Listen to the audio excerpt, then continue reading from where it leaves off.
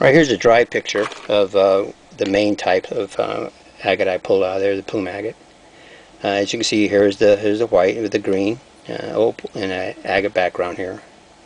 The see if I can see it here in the reflection. But it does have some of the soft area here, right here, and maybe one right there. This is no big deal. Around the plumes here, there's green around there, and let's see. Yeah, there's a little bit over here that occasionally you get a soft area here. But like I said, I went through it, made a cab out of it, and it polished out just fine. So you shouldn't have any issues at all with it.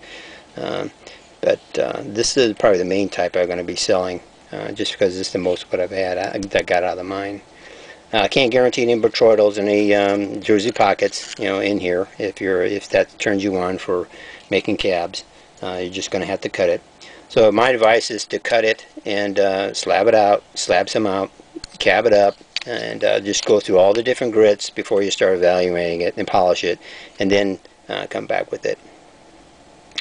Now, sometimes, especially when I'm making like specimens, like this one, this is going to be a nice one, is that when you're done, the polish will get into these, these little holes here, these juicy pockets, or whatever. And what I do is just take a sonic cleaner. If you can dip down in there, sonic clean it, and it'll just get all that polish out.